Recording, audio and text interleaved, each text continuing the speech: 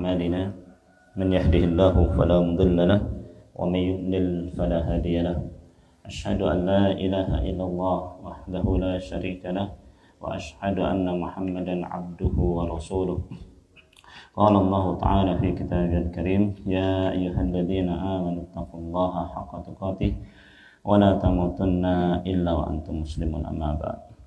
Alhamdulillah para jamaah sekalian rahimani wa rahimakumullah, kita panjatkan puji syukur kita kepada Allah Subhanahu wa taala atas segala limpahan nikmat serta karunia-Nya.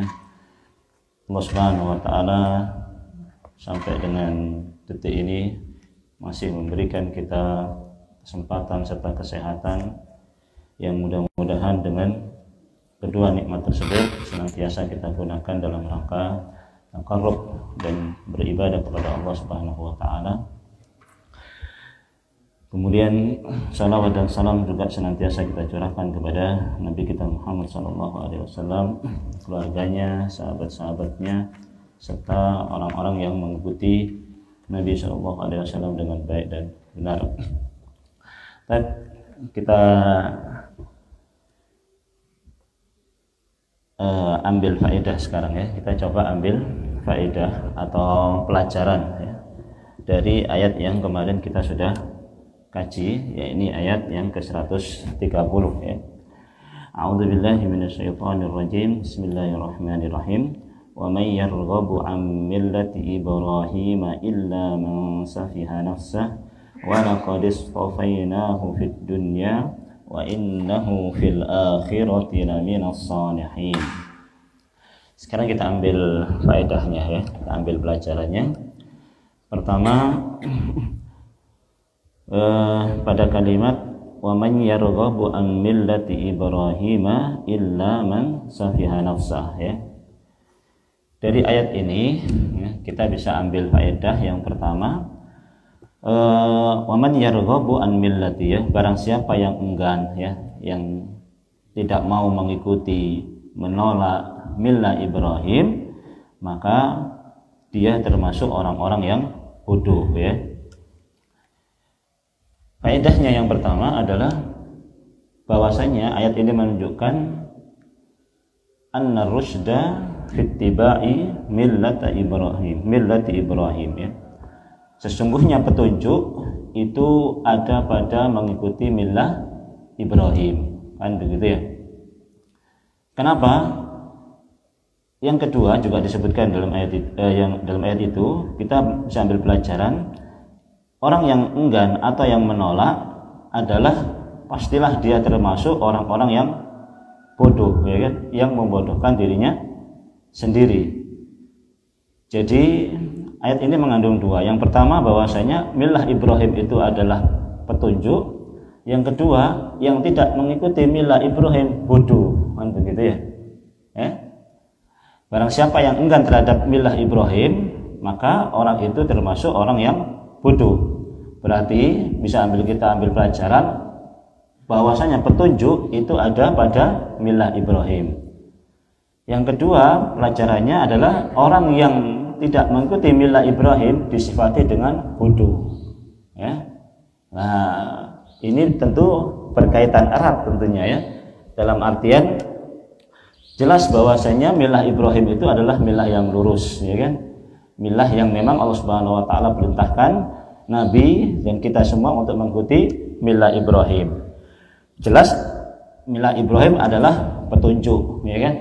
Kemudian yang kedua, tidak mengikuti millah Ibrahim disifati Allah Subhanahu wa taala dengan kalimat apa? Illa man safiha nafsah, kecuali dia membodohi dirinya sendiri. Berarti tidak mengikuti petunjuk hakikatnya kebodohan, kan begitu ya. Tidak mengikuti millah Ibrahim berarti dia bodoh ya. Berarti di sini ya kita bisa ambil pelajaran tentunya orang yang betul-betul mendapatkan petunjuk mengikuti millah Ibrahim, dan orang yang kemudian bodoh, orang yang tidak mengikuti millah Ibrahim. Kenapa sih kok kemudian orang yang kemudian tidak mengikuti millah Ibrahim dikatakan orang bodoh ya kan? Karena simpel saja tentunya jawabannya ya kan. Karena millah Ibrahim itu adalah petunjuk ya kan, agama yang lurus, Lah kalau kemudian tidak mengikuti petunjuk dan tidak mengikuti agama yang lurus, jelas bodoh. Kenapa bodoh? Karena petunjuk membawa kepada surga, ya kan? Tidak mengikuti petunjuk membawa kepada neraka. Orang kemudian tidak mau mengikuti petunjuk dan kemudian lebih memilih yang lain, tentu ini orang yang bodoh. Kenapa? Dikasih jalan menuju ke surga, tidak mau, tapi justru memilih jalan ke neraka. Berarti bisa diambil kesimpulan orang bodoh, hakikatnya ya, orang bodoh simpelnya diantaranya adalah orang yang kemudian tidak bisa ya, membedakan ya, mana yang baik dan mana yang buruk, ya kan? Orang bodoh pada hakikatnya adalah orang yang tidak bisa membedakan mana yang bermanfaat bagi dirinya dan mana yang mencelakakan dirinya. Orang bodoh pada hakikatnya adalah orang yang tidak dikasih tahu oleh Allah, dikasih ilmu oleh Allah Subhanahu wa taala mana yang nanti bisa menyelamatkan dia di akhirat dan mana yang nanti kedepannya bisa menyengsarakan dia di akhirat. Nah, itulah orang bodoh, kan begitu. Dari sini kan sekilas begitu. Dari ayat ini sekilas begitu. Kenapa bodoh? Karena tidak mengikuti petunjuk. Kenapa tidak mengikuti petunjuk dianggap bodoh? Karena yang namanya petunjuk pasti membawa ke surga. Lah orang nggak mengikuti petunjuk, jelas orang tidak mau ke surga. Kullu ummati yadkhulunal jannah illa man aba. Qila wa man ya'ba ya Rasulullah? Man ata'ani dakhalal jannah wa man asani faqad aba. Ya, semua umatku ini pasti akan masuk surga, kata Nabi sallallahu alaihi wasallam. Ya, semua pasti masuk surga illa man aba, kecuali orang yang enggak mau masuk surga. Loh, kan ada orang yang enggak mau masuk surga. Padahal Nabi sudah bilang semua umatku ini semuanya masuk surga. Illa man aba, kecuali orang yang nggak mau masuk surga. Lah sahabat kan tentu bingung, sahabat kan tentu bertanya-tanya, kok ada orang yang nggak mau masuk surga? Kan aneh ya kan? Nabi bilang semua umatku mesti masuk surga, kok ada orang yang nggak mau masuk surga? Maka Nabi tanya, para sahabat tanya, qila wa man ya'ba ya Rasulullah? Siapa yang mereka yang nggak mau masuk surga itu ya Rasulullah? Rasulullah baru kemudian sebutkan apa? Man ata'ani dakhalal jannah wa man asani faqad aba. Siapa saja yang mengikutiku dia pasti masuk surga, dan siapa saja yang bermaksiat kepadaku itulah orang yang enggak mau masuk surga. Berarti kan orang yang enggak mau mengikuti Nabi, enggak bermaksiat kepada Nabi kan orang bodoh namanya. Ya kan? Loh, kenapa orang bodoh? Karena enggak mau masuk surga. Nah, orang gimana coba ya? Tentu kalau orang pinter pastilah kita pengen masuk surga. Antum tanya semua orang ya, semua orang kalau ditanya pastilah kepingin masuk surga. Tapi dia nggak bisa membedakan, ya kan? Nggak bisa membedakan mana jalan yang ke surga, mana jalan yang ke neraka. Nah terus bagaimana ya kan nantinya? Nah inilah yang kemudian hakikatnya adalah orang bodoh ketika dia kemudian tidak tahu mana jalan yang menuju ke surga, mana jalan yang menuju ke neraka. Makanya kemudian Al-Imam Ibnu Qayyim beliau menyebutkan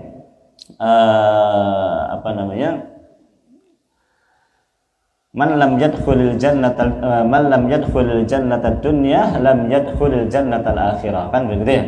Siapa saja yang belum pernah masuk ke surga dunia enggak pernah mungkin masuk ke surga akhirat nanti. Enggak mungkin, ya kan? Loh, apa itu surga dunia? Surga dunia itu ya pengajian kayak begini nih. Ya kan? Tadabbur, ya kan, pengajian, majelis taklim, ya inilah surga dunia. Kalau orang belum pernah masuk ke surga dunia, ya nggak akan bisa masuk ke surga akhirat. Surga dunianya aja nggak pernah masuk, apalagi masuk ke surga akhirat, nggak bisa. Dari mana masuknya, ya kan? Tahu-tahu masuk surga akhirat, surga dunianya belum, kan begitu. Nah, surga dunia itu mana? Ya ini majelis ilmu ini. Dari situlah barulah kemudian dikasih petunjuk, dikasih tahu ini yang baik, ini yang buruk, kan begitu ya.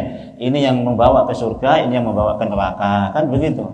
Jadilah kemudian kita tahu mana yang menuju ke surga, mana yang menuju ke neraka, mana yang baik dan mana yang buruk. Semakin kita belajar, semakin kita mengikuti majelis taklim dan ilmu, akan semakin banyak pengetahuan kita mana yang bermanfaat bagi diri kita dan mana yang memberikan mudarat bagi kita. Itulah hakikatnya orang yang pintar, ya kan? Ketika dia tahu mana yang bermanfaat bagi dirinya dan mana yang merugikan dirinya, itu orang pintar sudah, ya kan? Betapapun strata pendidikannya tinggi, S1, S2 sampai S3 sekalipun, kalau kemudian dia tidak tahu mana yang baik bagi dirinya dan mana yang mencelakakan dirinya, ya orang bodoh namanya. Sebab kenapa? Sebab bisa jadi nanti dia melakukan perbuatan yang justru mencelakakan dirinya. Ya, nah, kalau orang kemudian pintar, nggak mungkin orang itu akan mencari jalan yang mencelakakan dirinya, kan nggak mungkin. Ya, pastilah kalau orang pintar, dia akan mencari sesuatu yang menguntungkan dirinya, yang bermanfaat bagi dirinya. Namun karena pengetahuannya salah, keliru, ya, akhirnya yang dia lakukan perbuatan yang mengarah kepada kecelakaan dia di akhirat, meskipun kadang menurut dia itu baik di dunia, ya kan? Baik di dunia, ya. Semua ukurannya ukuran dunia semua, sehingga kemudian di akhiratnya dia nggak dapatkan apa-apa. Itu namanya orang yang rugi, ya, orang yang bodoh, ya. Lah hakikatnya di sini, ya, hakikatnya bahwasanya mengikuti Nabi Ibrahim adalah mengikuti petunjuk, dan tidak mengikuti petunjuk hakikatnya adalah orang-orang yang bodoh, ya. Kemudian yang kedua, kenapa juga disebut dengan orang bodoh, orang yang tidak mengikuti milahnya Ibrahim, ya? Milahnya Ibrahim adalah milah yang memasrahkan diri kepada Allah Subhanahu wa taala. Milahnya Ibrahim adalah milah yang muslim. Jadi Nabi Ibrahim lah orang yang pertama kali memperkenalkan kepada seluruh umat manusia ini dengan kata-kata muslim, Islam. Ya kan? Nabi Ibrahim yang pertama kali, ya kan? Akulah yang pertama kali menamai kalian dengan muslim, ya kan? Yaitu siapa? Orang yang berserah diri kepada Allah Subhanahu wa taala. Orang yang kemudian tidak mengikuti milah Ibrahim berarti enggan mengikuti agama yang berserah diri kepada Allah. Orang yang kemudian tidak mengikuti agama yang berserah diri, otomatis dia tidak mau berserah diri kepada Allah. Orang yang tidak mau berserah diri kepada Allah Subhanahu wa taala, itulah hakikatnya orang yang bodoh. Ya? Kenapa? Karena rugi. Rugi, ya. Wa may yattaqi ghairal islami dina fala yuqbala minhu wa huwa fil akhirati minal khasirin. Kan begitu, ya. Barang siapa yang mencari agama lain, ya, yaitu agama Islam yang tidak menjadi muslim, maka dia sungguh termasuk orang-orang yang rugi, dan dia diterima di akhirat tidak diterima, dan dia termasuk orang-orang yang rugi, kan begitu. Orang yang rugi itu siapa? Orang yang nggak mau masuk Islam, orang yang nggak mau menerima Islam, dan orang yang nggak mau berserah diri kepada Islam. Itu orang yang rugi, ya. Itulah orang-orang yang rugi. Siapa orang yang rugi? Itu orang yang masuk neraka semuanya. Itu orang rugi, ya kan?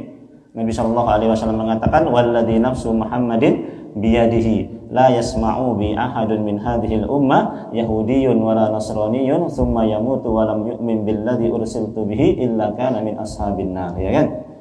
Walladzi nafsu Muhammadin biyadihi, demi zat yang jiwa Muhammad ada di tangannya, la yasma'u bi, tidaklah seseorang itu mendengar tentang aku, yahudiyyun wala nasraniyyun, baik dia orang Yahudi maupun Nasrani, tsumma yamutu wa lam yu'min billadzi ursiltu bi, kemudian mati dan dia tidak mengimani apa yang aku bawa, illa kana min ashabin nar, pastilah dia masuk neraka. Ya. Rugi, ya, rugi masuk neraka. Kenapa? Enggak mau Islam, enggak mau berserah diri kepada orang Islam. Juga begitu, orang Islam juga rugi kalau kemudian dia tidak berserah diri kepada Allah. Orang bodoh kalau orang Islam itu enggak berserah diri kepada Allah, ya kan? Kenapa Nabi Ibrahim saja berserah diri kepada Allah, kok kita yang bukan Nabi enggak mau berserah diri kepada Allah? Ya, jelas itu orang bodoh. Orang yang enggak mau sholat, orang bodoh. Orang enggak mau ngaji, orang bodoh. Orang yang enggak mau puasa, orang bodoh. Kenapa? Orang itu enggak berserah diri kepada Allah, ya. Jadi kemudian ayat selanjutnya Allah Subhanahu wa taala terangkan, wa laqad istafainahu fid dunya, sungguh kami telah memilihnya Ibrahim di dunia. Ini menunjukkan atas keutamaan Nabi Ibrahim alaihissalatu wassalam, ya. Ini menunjukkan atas keutamaan Nabi Ibrahim alaihissalatu wassalam yang Allah pilih dia, oleh pilih Nabi Ibrahim itu menjadi kekasihnya, menjadi imam di seluruh dunia, ya. Kita sudah terangkan, inni ja'iluka linnasi imama, ya ini maksudnya, kan begitu, ya. Kami pilih Ibrahim, pilih jadi apa? Pilih jadi imam, ya. Inni ja'iluka linnasi imama, ya. Kami jadikan Nabi Ibrahim itu sebagai imam. Bukan sebagai imam itu maknanya juga bukan sebagai pemimpin, ya, enggak juga, tapi lebih kepada imam itu makna orang yang diikuti, ya kan? Orang yang diikuti, orang yang menjadi contoh, orang yang menjadi teladan, kan begitu Nabi Ibrahim kan? Laqad kana fi Ibrahim uswatun hasanah, ya kan? Sungguh pada Nabi Ibrahim itu ada juga uswah yang baik, contoh yang baik, teladan yang baik pada Nabi Ibrahim. Jadi makna imam di situ adalah makna Nabi Ibrahim itu dijadikan teladan yang baik, dijadikan orang yang diikuti. Nah kalau nggak mengikuti Nabi Ibrahim, ya jelas orang bodoh, ya kan? Wong Nabi Ibrahim itu dijadikan imam, orang nggak mengikuti imam, orang bodoh, ya kan? Orang dijadikan imam itu supaya untuk diikuti. Ya, ju'ilal imam liyu'tamma bihi, ya kan? Dijadikan imam itu untuk diikuti. Nah kalau orang nggak mengikuti imam, ya orang bodoh, ya kan? Ya, ini jadikan oleh Allah Subhanahu wa taala di dunia. Wa innahu fil akhirati laminas sholihin. Ya, dan dia Nabi Ibrahim di akhirat termasuk orang-orang yang saleh. Kemarin kita sudah singgung, ya kan? Allah sudah pilih Nabi Ibrahim di dunia, kemudian Allah Subhanahu wa taala jadikan di akhirat itu sebagai orang saleh. Kok bisa begitu? Apa ada orang di akhirat nanti ada orang nggak soleh? Ada, kemarin kita singgung, ya kan? Siapa itu? Ya orang kafir itu nanti di akhir jadi orang soleh semua. Orang kafir itu nanti di akhir jadi orang soleh semua. Jangankan orang kafir, iblis pun jadi orang soleh nanti di akhirat, ya. Kama salis syaitani itu qala lil insani kfur falamma kafara qala inni bari'um minka inni akhafullaha rabbal alamin. Tuh, setan aja takut sama Allah nanti di akhirat. Setan itu takut nanti, inni akhafullaha rabbal alamin. Aku ini takut sama Allah. Kan orang soleh namanya takut sama Allah, ya kan? Ya. Tapi kan Allah Subhanahu wa taala enggak pilih dia di dunia. Nah, Nabi Ibrahim itu dipilih jadi orang soleh di dunia, di akhirat juga jadi orang soleh. Orang kafir ditunjukkan neraka. Percaya kamu sama surga neraka? Kami beriman. Beriman kamu dengan Rasul yang dulu bawa keterangan kepada kalian? Kami beriman. Semua jadi orang soleh. Semua jadi orang soleh. Tapi Nabi Ibrahim dah dipilih di dunia jadi orang soleh, pun di akhirat jadi orang soleh. Yang jadi pertanyaan tentunya, kenapa kok kemudian Nabi Ibrahim itu dipilih jadi orang soleh, dan kira-kira kenapa kok disebut orang soleh, ya kan? Dan mungkin kita sering minta kepada Allah Subhanahu wa taala, anak kita ini menjadi anak soleh, tapi bukan anak yang baik, betul nggak? Ya Allah, jadikanlah anak saya anak-anak yang baik. Apa begitu? Bukan, ya kan? Kenapa nggak minta anak yang baik? Kan becek, ya kan? Ya Allah, jadikan anak-anak yang becek, ya kan gitu kan? Kenapa kok jadi anak soleh coba? Kok nggak minta jadi anak yang baik saja? Ya Allah, jadikanlah anak saya itu anak-anak yang baik, kan begitu? Kan tidak apa-apa juga jadi anak yang baik, tapi nggak soleh. Apa bisa begitu? Anak baik tapi nggak soleh? Bisa nggak? Bisa ya? Bisa ya? Contohnya kayak apa? Contohnya kira-kira? Anak baik tapi nggak soleh. Baik kata orang tapi nggak benar kata Allah. Nggak benar kata Allah, ya. Masya Allah, ya. Jadi kalau dalam Al-Quran ini mungkin kita dapati kalimat-kalimat seperti thayyib, kan begitu ya? Thayyib maknanya apa thayyib? Baik juga, ya kan? Kok nggak jadikan, ya Allah jadikan anak saya anak yang thayyib, ya Allah? Enggak juga, ya kan? Kalau khair baik, thayyib khair, apa bedanya thayyib sama khair itu? Sama-sama baik. Sama-sama baik, berarti nggak ada bedanya berarti, ya? Nggak ada bedanya. Nggak ada bedanya berarti, ya? Cuma nggak ada contoh saat minta anak yang atau yang baik itu nggak ada. Nggak ada contoh, ya? Dari Rasul dan Al-Quran anak yang soleh. Oh gitu, ya. Sekarang saya tanya, apa bedanya ayat ini, ya? Kulu min thayyibati ma razaqnakum washkurullahi in kuntum iyyahu ta'budun. Apa maknanya? Kulu min thayyibati ma razaqnakum. Makanlah yang baik-baik. Iya kan? Ya bukan yang soleh. Terus ada kalimat kuntum khaira ummatin ukhrijat lin-nasi ta'muruna bil ma'ruf wa tanhauna 'anil munkar. Itu ada kata thayyib, ada kata khair. Sama itu berarti. Sama kira-kira. Kulu min thayyibat, makanlah yang baik-baik. Kira-kira yang dimakan ini apa ini? Makanan halal kan? Berarti ini kan sesuatu apa ini berarti? Sesuatu apa namanya ini? Sesuatu zatnya atau sifatnya ini? Bisa zat dan sifatnya. Bisa zat dan sifatnya. Sifat makanan yang baik dan zat makanan yang baik. Yang halal maksudnya ya. Tapi kalau khair kuntum khaira umat itu apa? Orang apa? Apa sifat?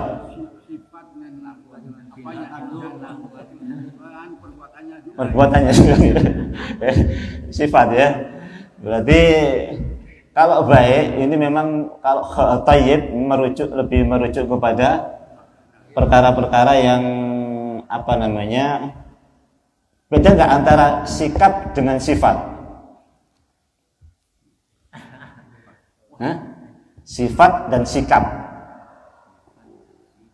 Sifat dan sikap. Barang ini sifatnya baik, barang ini. Tapi belum tentu dia bersikap baik kan, bisa jadi begitu ya kan? Beda nggak sifat sama sikap berarti? Ini yang paling paham Pak Haji Ruswandi. Kira-kira gimana Pak Haji Ruswandi? Pak Kiai Sepo ini. Sifat dengan sikap. Jadi khair ini merujuk kepada sifat ya. Kan begitu ya? Khair ini merujuk kepada sifat, sementara thayyib ini merujuk kepada sifat, khair ini merujuk kepada sikap. Sikapnya orang yang baik itu apa? Ta'muruna bil ma'ruf wa tanhauna 'anil munkar. Kan begitu ya. Sifat baik, ada orang itu punya sifat baik ya. Tapi kemudian menjadi sebuah sikap yang dia praktekkan. Ya kan? Berarti sikap itulah yang kemudian menjadi buah dari sifat yang ada. Kan begitu ya. Sifat makanan itu baik, kan begitu ya. Sifatnya makanan itu baik karena memang ya nggak mengandung racun, nggak mengandung ini macam-macam ya kan dan sebagainya. Itu lebih cenderung kepada sifat kan begitu ya. Tapi kalau sikap itu lebih kepada perbuatan kan begitu ya, lebih kepada perbuatan. Makanya kemudian satunya thayyib, satunya khair. Ya. Kuntum khaira ummatin ukhrijat linnas. Kamu adalah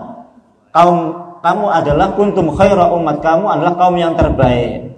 Apa sikapnya yang menjadikan terbaik? Ta'muruna bil ma'ruf wa tanhauna 'anil munkar. Ya kan begitu ya? Ta'muruna bil ma'ruf wa tanhauna 'anil munkar. Kalau thayyib tadi itu lebih kepada sifat daripada kulu min thayyibati ma razaqnakum. Makanlah makanan-makanan yang bersifat baik ya. Jangan makan makanan yang mempunyai sifat yang mencelakakan kita. Kan begitu ya? Lebih kepada ke situ thayyib itu tadi ya. Sifat iya, sikap iya. Nah, kemudian dalam Al-Quran atau dalam hadis Nabi kita juga sering yang namanya ihsan itu baik apa? Ihsan itu artinya apa? Baik juga kan? Ya. Berarti tiga ini maknanya semua baik semua ini. Thayyib baik, khair baik, ihsan juga hasan ya kan? Baik ya kan? Apalagi bedanya ini? Kira-kira ada thayyib baik, ada khair baik, ada ihsan juga baik. Iya kan? Paham ya? Apalagi bedanya ini kira-kira? Ya kalau ihsan kita sudah tahu lah maknanya ya kan? Ihsan kita sudah tahu maknanya kan? Anta budallaha ka'annaka tara fa in lam takun tarahu fa innahu yaraka. Ya kan? Orang ihsan adalah orang yang ibadahnya kepada Allah Subhanahu wa taala baik. Ya kan? Makanan yang dia makan baik, ya kan? Sikap yang dia tunjukkan sikap yang baik, ibadahnya kepada Allah juga ibadah yang baik, maka orang yang kemudian mengumpulkan tiga-tiganya inilah orang yang soleh namanya. Ya, inilah namanya orang soleh ya kan, orang yang mempunyai sifat baik, sikapnya pun baik, ibadahnya pun baik kepada Allah Subhanahu wa taala. Betul, ada orang baik tapi nggak soleh, ada kan? Ada, banyak, ada. Orang kafir itu ada yang baik nggak? Banyak. Bahkan ada yang nyumbang masjid ya? Ada Pak? Belum ada? Belum ada ya? Untuk sementara saya sendiri belum. Belum ada ya? Belum. Belum ya? Ada orang kafir juga nyumbang masjid itu ada, ya? Ada. Baik juga. Ada orang kafir juga membangun yatim piatu, ada. Membantu yatim piatu juga ada. Ada baik. Tapi itu baik. Mempunyai sifat baik, kan begitu. Sifatnya baik. Tapi kalau dari sikap sebagai sebuah perilaku, ya, yang itu merujuk kepada apa yang tadi disebutkan itu, dikatakan Allah dan Rasulnya yang nggak baik, ya kan? Kenapa? Karena nggak mengikuti nggak milah Ibrahim, bodoh tetap, ya kan?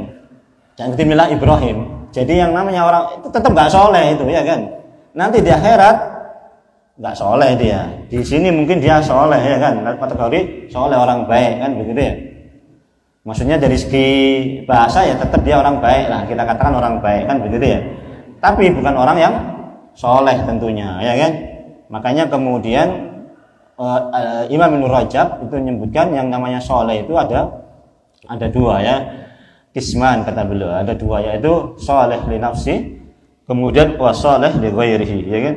Ada orang soleh itu untuk dirinya, ada orang soleh untuk dirinya dan untuk orang lain, ya. Ada orang soleh untuk dirinya, ada orang soleh untuk yang lain. Lah Nabi ini kenapa kemudian Nabi itu disifati dengan soleh, orang soleh? Wa innahu fil akhirati minas solihin. Bukannya Nabi itu hanya untuk soleh dirinya sendiri, tapi dia untuk orang lain. Nah, itulah kenapa kemudian Nabi itu wa innahu fil akhirati laminas solihin. Nah, orang yang soleh itu maknanya adalah orang yang soleh untuk dirinya, orang yang kemudian juga untuk orang lain. Itulah hakikatnya orang yang soleh. Atau pernah dengar ayat ya kan? Wa idza qila lahum la tusidu fil ardi la tusidu fil ardi qalu innama nahnu muslihun, ya kan? Kamilah orang-orang yang muslih. Kan orang soleh itu namanya, orang yang muslih, ya. Makanya kemudian derajat orang soleh itu memang satu soleh, satu muslih, ya kan? Satu soleh, satu muslih. Soleh itu untuk dirinya, muslih untuk orang lain, kan begitu ya? Ya? Makanya kemudian Nabi itu adalah orang-orang yang soleh dan muslih, ya? Orang yang soleh untuk dirinya, kemudian untuk orang lain, ya. Jadi itulah hakikat orang soleh yang diminta oleh Nabi Ibrahim alaihissalatu wassalam, ya? Yang disematkan oleh Allah Subhanahu wa taala kepada Nabi Ibrahim alaihissalatu wassalam. Maka kalau mau jadi orang soleh, ya jangan soleh untuk diri kita. Maksudnya orang soleh itu kan ada sesuatu yang nggak baik dia juga ikut negur, kan begitu ya. Ada sesuatu yang kurang lurus dia luruskan, ya kan. Ada sesuatu yang bengkok dia luruskan. Ada sesuatu yang kurang benar dia ikut membenarkan. Itu namanya orang soleh. Tapi kalau orang itu diam saja terhadap hal-hal seperti itu soleh untuk dirinya sendiri, ya. Dan itu juga tidak baik soleh untuk dirinya sendiri, ya. Harus juga soleh untuk orang lain, ya. Dia bermanfaat bagi orang lain. Kemudian wa innahu fil akhirati laminas sholihin, ini juga menunjukkan kepada kita, ya, tentang dua tingkatan manusia, ya, tentang dua tingkatan manusia. Di dunia soleh, di akhirat pun soleh. Makanya kemudian yang kita minta tentunya di dunia jadi orang soleh, pun di akhirat dijadikan orang soleh. Artinya apa? Ada peringkat, ada kedudukan di dunia yang kita peroleh, kedudukan di akhirat juga kita peroleh, ya. Karena mungkin manusia juga bisa menjadi dua hal tersebut. Bisa di dunia nggak ada kedudukan, tapi di akhirat dapat kedudukan, ya kan? Bisa jadi dua-duanya, di dunia dapat kedudukan, di akhirat pun dapat kedudukan, ya. Bisa jadi dua-duanya demikian, ya. Inilah kurang lebih yang bisa kita ambil pelajaran daripada ayat ini, ya. Kemudian kita lanjutkan satu ayat lagi yang menerangkan tentang apa itu agamanya Ibrahim, ya. Ayat ini menerangkan ayat selanjutnya, ya. Kita coba kaji sebentar ayat yang selanjutnya. A'udzubillahi minasyaitonirrajim. Bismillahirrahmanirrahim.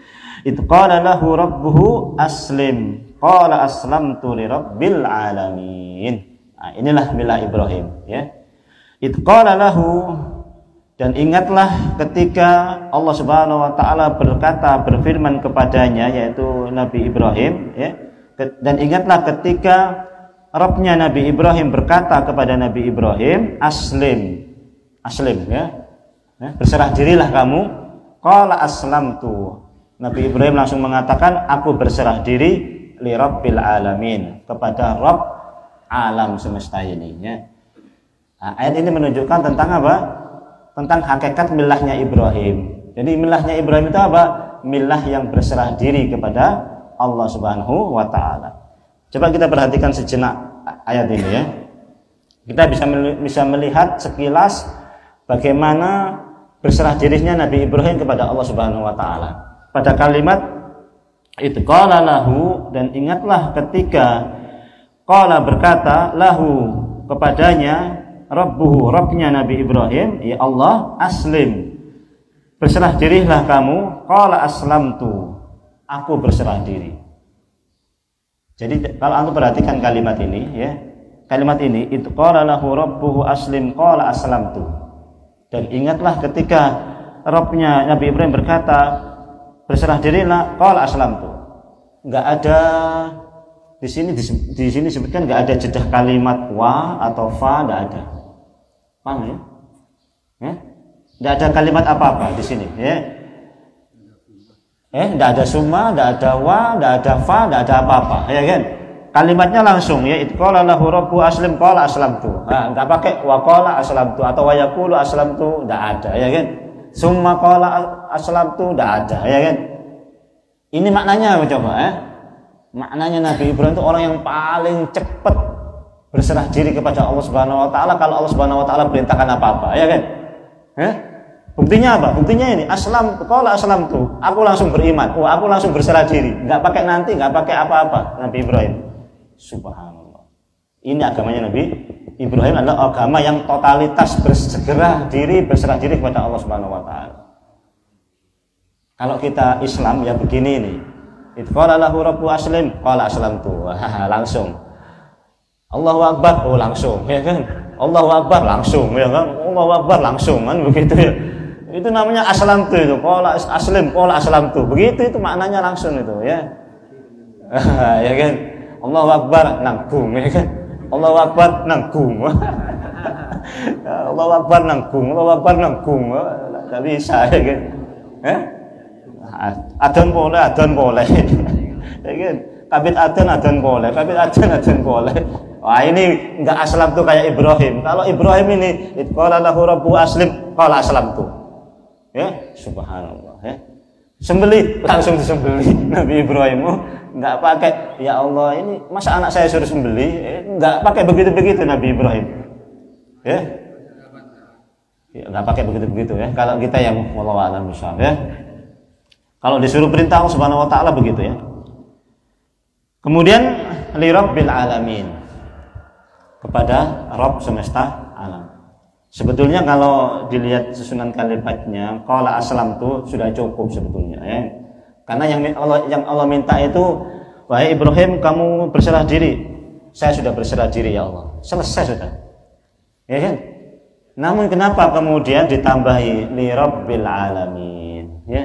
Ditambahi li rabbil alamin. Kenapa? Nabi Ibrahim ingin mengajarkan kepada kita semua, ya.